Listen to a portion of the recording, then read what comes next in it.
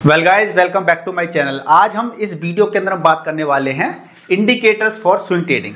हमने first video बनाया था कि स्विंग ट्रेडिंग क्या होती है और स्विंग ट्रेडिंग के अंदर स्टॉक सिलेक्शन की प्रोसेस क्या होती है। अगर आपने वो वीडियो नहीं देखा है तो वो वीडियो को देख सकते हैं पहले, फिर उसके बाद आप इस वीडियो को देख सकते हैं। तो स्विंग ट्रेडिंग का ये सेकंड वीडियो जिसके अंदर हम बात करेंगे स्विंग ट्रेडिंग के अंदर जो इम्पोर्टेंट जो इंडिकेटर्स होते हैं उनके जरिए हम ट्रेंड को पता लगाते हैं। ट्रेंड के अंदर पता लगाते हैं कि ट्रेंड के अंदर मोमेंटम आने वाला है या फिर नहीं आने वाला है। तो इंडिकेटर क्या होता है, पहले इसको समझते हैं। देखिए, इंडिकेटर क्या करता है कि हमें मालूम पड़ता है इंडिकेटर के जरिए से कि कहां पर बाई और सेल चीजें हो रही हैं। यानी कि मोमेंटम का पता चलता है कि कहां पर क्या स्थिति है, कितना लोग बाई कर रहे हैं, कितना लोग सेल कर रहे हैं। इंडिकेटर से हमें ये इंडिकेट होता है कि बाई सेल, और इसका मोमेंट का पता चलता है कि मोमेंटम किस प्रकार जाने वाला है, ऊपर जाने वाला है या फिर मार्केट का मोमेंटम नीचे जाने वाला है, प्राइस यानी कि प्राइस शेयर का बढ़ने वाला है या घटने वाला है। ये सारी चीजें पता चलती हैं। साथ में इसको हम ये कह सकते हैं कि ये टेक्निकल चार्ट, जो टेक्निकल एनालिसिस होती है प्लस मैथमेटिकल इक्वेशंस होती हैं, उसका कॉम्बिनेशन होता है इंडिकेटर। यानी कि जो मैथमेटिक्स की जो इक्वेशंस होती है ना, उनके जरिए जो मिलके बनता है, ठीक है, और टेक्निकल एनालिसिस करते हैं हम, तो इन दोनों से बन गए इंडिकेटर बनता है। तो इंडिकेटर हमें सिंपल सा क्या दिखाता है, आप ज्यादा कुछ टेक्निकल चीजें याद मत करिए। इंडिकेटर ये बताता है आपको शेयर का प्राइस ऊपर जाएगा या फिर शेयर का नीचे नीचे जाएगा प्राइस। हमें ये इंकित करता है, 100% नहीं बताता है, लेकिन हमें आइडिया देता है कि हाँ ऐसा हो सकता है। तो वीडियो काफी इंफॉर्मेटिव है। वीडियो को लाइक कीजिए, शेयर कीजिए, चैनल पर नए तो चैनल को सब्सक्राइब कीजिएगा। तो इस वीडियो के अंदर मैं आपको 5 इंडिकेटर बनाऊंगा जो कि हमारा स्विंग ट्रेडिंग के अंदर हम ज्यादा से ज्यादा इनको यूज करते हैं और बहुत ही कॉमन है। जिसके अंदर सबसे पहला जो इंडिकेटर है वो आपका है मूविंग एवरेज, MA, जिसको हम कहते हैं मूविंग एवरेज। ठीक है जी। मूविंग एवरेज क्या करता है, इसको समझने से पहले हम एक छोटा सा कॉन्सेप्ट समझते हैं। एक क्लास है, क्लास के अंदर 5 स्टूडेंट है, मान लीजिए 5 स्टूडेंट्स हैं मान लीजिए क्लास के अंदर, और उनका वेट अलग अलग है। तो उसका हम एवरेज, उस क्लास के बच्चों का एवरेज वेट निकालें तो कैसे निकालते हैं। तो 5 बच्चे हैं मान लीजिए, किसी का है 40 kg है, किसी का 50 kg है, किसी का 35 kg है, किसी का 40 kg है, किसी का 56 kg है या 65 kg है, मान लीजिए 1 2 3 4 5 है ना, और डिवाइडेड बाई 1 2 3 4 5, तो 5 से डिवाइड कर देते हैं। तो जो भी आएगा तो हम इसको क्या कह सकते हैं, वो है आपका मूविंग एवरेज वेट आ जाएगा क्लास का, उस क्लास का एवरेज वेट आ गया। इसी प्रकार से क्या कहता है मूविंग एवरेज। मूविंग एवरेज हमें दिखाता है कि मूवमेंट, जो मूवमेंट होता है स्टॉक के अंदर, उसके अंदर उसका एवरेज निकालता है। जैसे कि मान लीजिए स्टॉक का प्राइस, कोई XYZ कोई स्टॉक है, उसका प्राइस आज 10 रुपए का है, किसी दिन 20 का हो गया, मतलब एकदम से दोगुना तो नहीं हो सकता, लेकिन समझ एग्जाम्पल तो समझ लीजिए। फिर आपका 23 रुपये हो गया, ठीक है, फिर 18 रुपये हो गया किसी दिन, फिर 15 हो गया, फिर 16 हो गया, फिर 22 हो गया, फिर 24 हो गया। तो इस प्रकार से क्या होता है कि शेयर का प्राइस कम ज्यादा होता है। तो जब शेयर का प्राइस कम ज्यादा होता है तो इनको मिलाकर के एवरेज लाइन खींचती है, जो कि ऊपर नीचे ऐसे होती है, जो कि स्टॉक में आप देख सकते हैं कि देखिए आपका ये ऊपर नीचे ये हो रही है। ये क्या है, ये शेयर का जो प्राइस था वो कम ज्यादा हो रहा है, कम हो गया तो नीचे आ गया, प्राइस बढ़ गया तो ऊपर चला गया। तो इस प्रकार से क्या है, मूविंग एवरेज आपका यहाँ पे शो करता है। तो मूविंग एवरेज से हम बेसिकली ट्रेंड पता करते हैं कि स्टॉक का प्राइस ऊपर जाने वाला है या फिर नीचे आने वाला है। तो इसके अंदर मूविंग एवरेज अंदर दो एवरेज होते हैं, दो मूविंग एवरेज होते हैं जो कि हम ज्यादातर यूज करते हैं। जिनमें से पहला है, जो ए है, पहला है वो है आपका SMA, यानी कि simple moving average. Simple moving average क्या करता है कि मान लीजिए मैंने अगर यहाँ पे चार्ट के अंदर, एक तो ना सेबी ने बहुत सारे गाइडलाइन बना रखी हैं कि हम स्टॉक का प्राइस नहीं दिखा सकते हैं और हम ट्रेडिंग के अंदर लाइव नहीं दिखा सकते चीजें, तो उसकी वजह से बहुत सारी चीजें सोचनी पड़ती हैं। आपको हम लाइव बताने से बचते हैं हम चीजों को, ठीक है ना, क्योंकि वहाँ पे स्ट्राइक आने का खतरा रहता है। तो मैं आपको लाइव वहाँ दिखाऊंगा तो बहुत सारी चीजें मुझे ब्लर भी करनी है, स्टॉक का नाम ब्लर करना पड़ेगा, करंट प्राइस ब्लर करना पड़ेगा मुझे, तो बहुत दिक्कतें आती हैं। तो थोड़ा सा आप ऐसे भी थोड़ा सा समझने का प्रयास कीजिए, लेकिन कोई डाउट आता है तो मुझे आप कमेंट कीजिएगा। और हालांकि मैं आपको स्क्रीन पर भी सारी चीजें बताऊंगा, स्टेप बाय स्टेप धीरे धीरे चलेंगे, चीजों को सीखेंगे। तो मैं बता रहा था आपको सिंपल मूविंग एवरेज। तो सिंपल मूविंग एवरेज में क्या होता है कि जैसे कि मैं आपको लगा के दिखा देता हूं, ये पर्टिकुलर स्टॉक है, जो भी चीजें होंगी ब्लर कर दूंगा। अब यहाँ पे देखिए मैं क्या करूंगा, इंडिकेटर पे आऊंगा। मैंने कोई स्टॉक XYZ ओपन कर लिया है और इंडिकेटर पे आऊंगा, यहाँ पे मैं क्या डाल दूंगा, SMA। तो देखिए मैंने यहाँ पे SMA डाल दिया, आपने यहाँ पे MA डाल दिया, तो देखिए मूविंग एवरेज आ रहा है। तो सिंपल मूविंग एवरेज आपका यही होता है। आपने यहाँ पे क्लिक कर दिया तो देखिए आपके सामने यहाँ पे क्या आ गया, एक मूविंग एवरेज आ गया, यानी कि, और यहाँ पे टाइम फ्रेम क्या है, 5 मिनट का। यानी कि 5 मिनट का, पिछली 5 मिनट की जो भी कैंडल होंगी, यानी कि एक कैंडल आपकी 5 मिनट की है, तो एक कैंडल 5 मिनट की है। तो इन्होंने क्या किया है, अपने आपको जो जितनी भी कैंडल होती है, आप जितने टाइम पीरियड का देख रहे हैं, उनको मिला करके क्या करता है, डिवाइड करता है, एक एवरेज निकालता है, और हर एक कैंडल क्या है, एक एवरेज की एक वैल्यू होती है, उस हिसाब से निकल के यहाँ पे आ रही है। तो ये एवरेज हिसाब से क्या हो रहा है कि आप यहाँ पे देखेंगे कि एमए की प्राइस क्या हो रही है, एसएमए की प्राइस यहाँ पे बढ़ती जा रही है, यहाँ पे स्टॉक की प्राइस बढ़ती जा रही है। तो हमें ये लाइन भी इंडिकेट ये कर रही है कि हमारा स्टॉक का प्राइस क्या है, बढ़ने वाला है। ऐसी इस प्रकार से यहाँ पे जब नीचे आएंगे तो आप देखेंगे कि यहाँ से इसी लाइन नीचे जा रही है। इसका मतलब ये है कि अब हमारा जो स्टॉक है ना, उसके अंदर मोमेंटम ऐसा आ गया है, बेयरिश टाइप का आ गया है कि हमारा ये स्टॉक नीचे गिरने वाला है। तो आप देख सकते हैं कि ये स्टॉक यहाँ पे कितना गिरा है, ठीक है ना। तो इस प्रकार से हमें मूविंग एवरेज से ये मालूम पड़ती है, जो कि मूविंग एवरेज का सिंपल इक्विवेलेंट होता है। जो आप यहाँ पे कैंडल देख रहे हैं ना, ये कैंडल है, ये कैंडल, हर कैंडल की वैल्यू बराबर है, जो मूविंग एवरेज आ रहा है बराबर है। इसमें इसके ऐसा नहीं है कि ये कैंडल तगड़ी है, ये वाली छोटी है, बड़ी है, इनका जो इनकी स्ट्रेंथ है ना वो बराबर कही जाएगी। तो अब देखेंगे यहाँ पे मूविंग एवरेज हो गया हमारा, सिंपल मूविंग एवरेज हो गया बी। अगला क्या है, EMA, ये भी आपका मूविंग एवरेज है, लेकिन exponential moving average. Exponential moving average क्या होता है कि ये मूविंग एवरेज भी आपको यही बताता है कि मार्केट ऊपर जाने वाला है या फिर मार्केट नीचे जाने वाला है। जैसे कि मैं यहाँ पे बताता हूँ, इंडिकेटर में आपको EMA लगा के दिखाता हूँ। यहाँ पर मैंने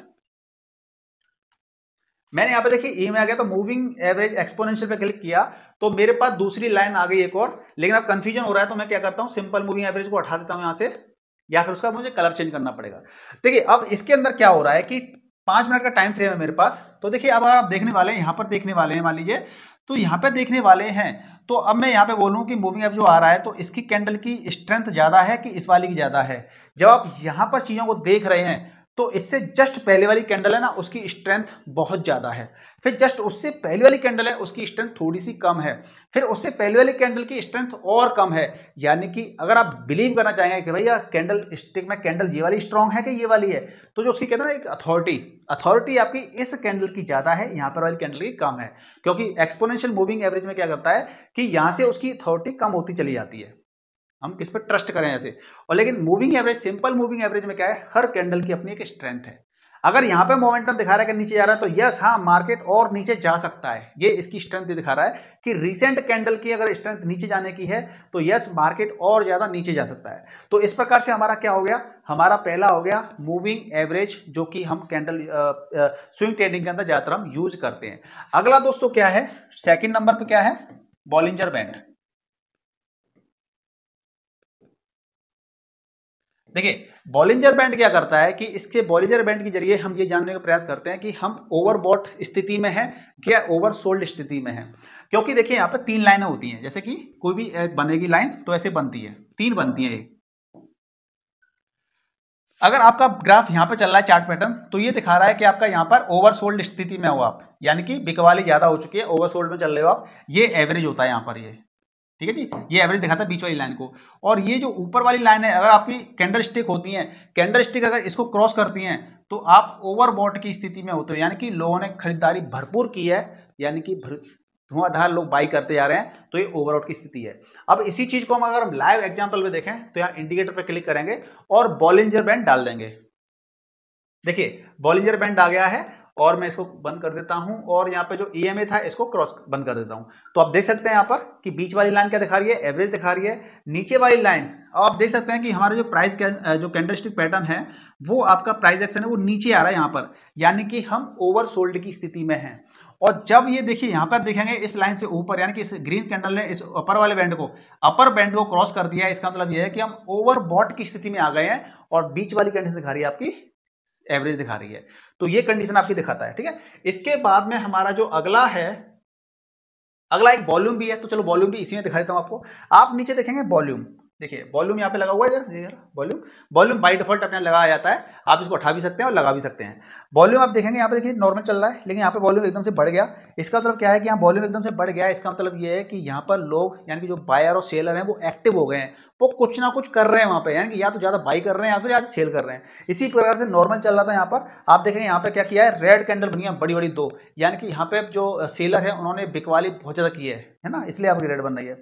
तो ये वॉल्यूम दिखाता है कि वहाँ पर हाँ, यहाँ पे कुछ ना कुछ एक्शन या मूवमेंट चल रहा है। तो हमारे इस प्रकार से 3 हमारे हो गए कंप्लीट। अब 4th नंबर की बात कर लेते हैं, तो हमारा है MACD। देखिए मूविंग एवरेज कन्वर्जेंस, डाइवर्जेंस। तो दोस्तों MACD क्या करता है कि MACD आपका मोमेंटम इंडिकेटर है।